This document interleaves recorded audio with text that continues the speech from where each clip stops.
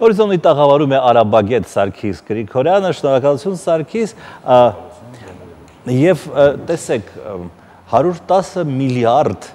դոլարի զենք առնվազն Միացյալ Նահանգները տալիս Սաուդյան Արաբիային, չնայած Միացյալ Նահանգները հայտարարում են, որ նրանք պայքարում են իսլամական պետության դեմ, ահաբեկչության դեմ, բայց տալիս են փող այն պետությանը, որը ըստ հեղինակավոր աղբյուրների հովանավորում է հենց այդ ահաբեկչությունը։ Որն է այս պարադոքսի ուրեմն լուծումը։ Շնորհակալություն։ Նախ ես այդ հեղինակավոր աղբյուրներին չեմ վստահում, որովհետև կարծում եմ, որ Սաուդյան Արաբիան վաղուց վանից դադարել է ֆինանսավորել իսլամական պետությանը կամ այն ահաբեկչական կամ Ալ-Կաիդային ընդհանրապես։ Բայց կան կառույցներ անխոս իսլամական ծայրահեղական, որոնք գտնվում են Ալ-Կաիդա Ռիադի ուշադրության կենտրոնում եւ ֆինանսավորումը ստանում են։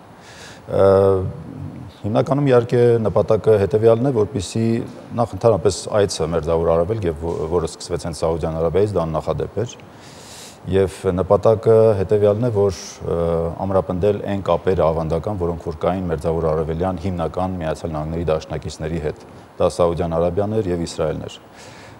Մինչև այդ, հատկապես Օբամայի վարչակարգի ժամանակահատվածում այդ հարաբերությունները մեղմ ասած լավ հունով չէին ընթանում։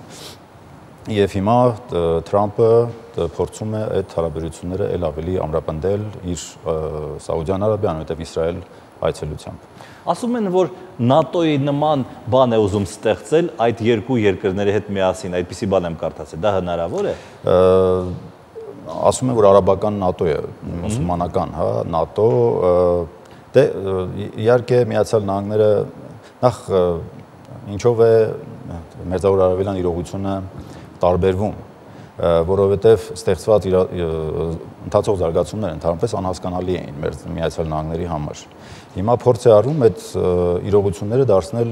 հասկանալի, հետևաբար նաև վերահսկելի եւ նաև ուղղորդելի։ Իհարկե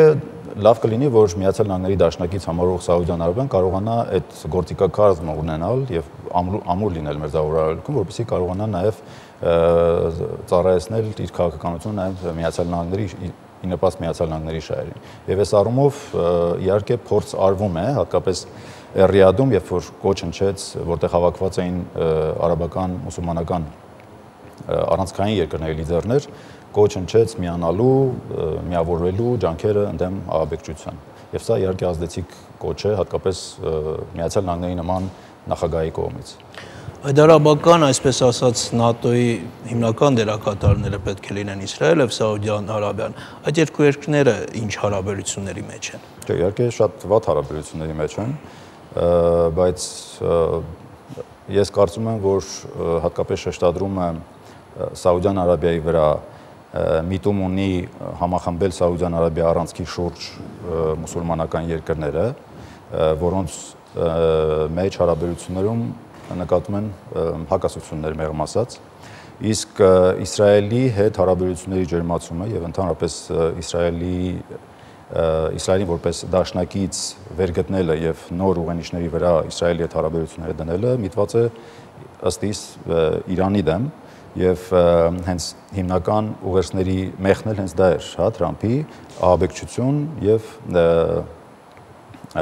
Իրանի դեմ ուրեմն քաղաքականություն։ Ահաբեկչության կարծես ահաբեկչության դեմ հովանավոր եւ այդ առանցքի շուրջ ձևավորել դա պետք է լինի Սաուդյան Արաբիայի միջոցով, իսկ Իրանի դեմ հիմնական քաղաքականությունը պետք է վարվի իր ավանդական դաշնակից Իսրայելի միջոցով։ Դուք նշեցիք, որ այդ այցը աչքի էր ընկնում կոշտ հակաիրանական ռետորաբանությամբ։ Արդյոք դա նշանակում է, որ Իրանի եւ ընդհանրապես արևմուտքի հարաբերությունների այսպես բաց դուռը նորից փակվում է։ Ես կարծում եմ որոշակի միտումներ կան այս ուղղությամբ, հատկապես վերջին հռետորաբանությունը, Միացյալ Նահանգների, հատկապես Իրանի դեմ ուղղված։ Եվ պատահական չէ, որ Թրամփը նաև մեղադրում է Իրանին Մերձավոր Արևելյան զարգացումներում ապակայունացնող դերակատարում ունենալու մեջ։ Ես կարծում եմ, որ Միացյալ Նահանգների նոր քաղաքականությունը Մերձավոր Արևելքում հիմնական վեկտորը լինելու է ահա այդ Իրանի դեմ պատժամիջոցների խստացման համատեքստում եւ նաեւ Մերձավոր Արևելքում իր դաշնակիցների դիրքերի ամրապնդման համատեքստում, որի առանցքային ֆիգուրները լինելու են անխոս եւ Սաուդյան Արաբիան, իսկ մյուս կողմից Իսրայելը։ Պարոն Գրիգորյան, Թրամփը ընթացքից կարծես թե փորձում էր մերձեցնել, այսպես ասենք, բարիշացնել պաղեստինցիներին եւ արաբներին, ինչը թերևս փորձեր են անել բոլոր նախագահները Միացյալ Նահանգների եւ չի ստացվել։ Այս դեպքում ինչ արդյունքի սպասենք։ Ես կարծում եմ, որ շատ ճիշտ նշեցիք, որ բոլորը այդպես նման դիրքորոշմամբ էին հանդես գալիս եւ նման ուղերձներ էին հողում ժամանակին։ Թրամփն էլ կարծես չառանձնացավ իր նախորդ Միացյալ Նահանգների նախագահներից։ Թերևս սա էր, որ միայն այն, որ Թրամփը նաև նշեց, որ ես անելու եմ ամեն ինչ, որպեսզի այդ խնդիրը կարգավորվի, այստեղ խաղաղություն տիրի, ինչպես էր նա ձևակերպել վերջնական հանգուցալուծման, ինչ որ կարևորություններ նա այդ խնդրում կարևորել, ընդգծել։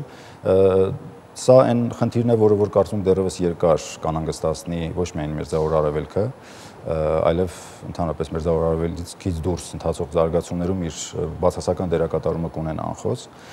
բայց ես կարծում եմ, որ Թրամփը այնուամենայնիվ որոշ իհարկե քայլեր կձեռնարկի այդ ուղղությամբ եւ հատկապես բավական լուրջ քայլեր կձեռնարկվեն Միացյալ Նահանգների կողմից Պաղեստինում եւ Իսրայելում հատկապես ներքաղաքական խնդիրների վրա ազդելու միտված քայլեր անելու շուրջ, որովհետեւ կարծում եմ սա ոչ միայն գլոբալ հիմնախնդիր է, որը որ ազդում է համընդհանուր աշխարհակահաղական զարգացումների վրա, այլ նաեւ ներքաղաքական խնդիրներ է, որոնք որ զսպում են, եւ ներպաղեստինյան եւ ներիսրայելական զսպում են իշխանություններին գալ որոշակի համաձայնության այս խնդրի շուրջ։ Եվ Միացյալ Նահանգները կարծում եմ այստեղ որոշակի ակտիվ դերակատարում կստանձնի։ Թե Սաուդյան Արաբիայում, թե Իսրայելում եւ թե Պաղեստինում լավատեսություն արտահայտեցին լիդերները, արդյոք այդ լավատեսությունը զուտ պաշտոնական, դիվանագիտական չէ, իրոք նրանք հույս ունեն, որ ահաբեկչության դեմ պայքար կմղվի կամ չգիտեմ, խաղաղություն կհաստատվի։ Ես ավելի շատ կընդգծեի հույս, որով Միացյալ Նահանգները ավելի վճռական է գալիս վերադառնում Մերձավոր Արևելք, որովհետև Օբամայի ժամանակահատվածում վարչակարգի ընթացք վարած քաղաքականությունը դրանով չէր առանձնանում մեղմ ասած։ Այսինքն անորոշությունը ավելի շատ էր նկատվում այստեղ եւ նաեւ անվճռականությունը։ Հույս Սաուդյան Արաբիայի կողմից, հույս Իսրայելի կողմից, որ Միացյալ Նահանգները ավելի վճռական կգործի Մերձավոր Արևելքում եւ որը հնարավորություն կտա որոշ չափով կանխատեսելի դարձնել ներկայիս իրողությունները։ Իսկ հավատացեք, ստեղծված իրողությունները բավական անհասկանալի ասեցի, եթե հաշվենք իսլամական պետություն, քրդական գործոն, սրանք այն գործոններն են, որոնք որ նախկինում չկային, չէր խոսում այդ մասին։ Նոր իրողություններ են, որոնց նկատմամբ պետք է նոր մոտեցումներ, նոր դիրքորոշումներ, հետևաբար նաև նոր քայլեր եւ նոր մարտավարություն։ Սովորաբար, երբ դիվանագիտական մակարդակով շփումներ են լինում, ժպտում են, ձեռք են սեղմում, ասում են ամեն ինչ լավ կլինի, հետո հենց որ հյուրը գնում է, սկսում են այդ հյուրին մի քիչ քննադատել։ Դա այդ դեպքը չի։ Ես պետք է կախված կլինի նրանից, թե ինչպիսի վարքագիծ կդրսևորի Միացյալ Նահանգները այս այցելությունից հետո, Եթե Թրամփը որպես աուդիոս կերպար, որը որ փորձում է ինչ-որ կերպ տարբերվել իր նախորդներից, գործի այնպես, ինչպես որ նա երևացել է մինչև այս, որովհետև մենք հիշում ենք, որ եւ մուսուլմանական աշխարհի դեմ հռետորաբանությամբ էր սուր առանձնանում, չէ, բայց առաջին այցելությունը ըստ էության Սաուդյան Արաբիա, այսինքն մուսուլմանական աշխարհի այդ երկու սրբատեղիների կենտրոն համարվող Սաուդյան Արաբիա եւ այլ, այսինքն նա արտառոց ինչ-որ վարքագծով է առանձնանում, որ կարծես նաև կողմերի համար են այս փուլում դեռևս անհասկանալի։ Հետևաբար, եթե վարքագիծը կշարունակվի այնպես, ինչպես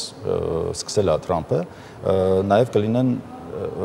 ողջույններ կամ եթե հակառակը լինի, ապա կլինի նաև քննադատություններ։ Շնորհակալություն։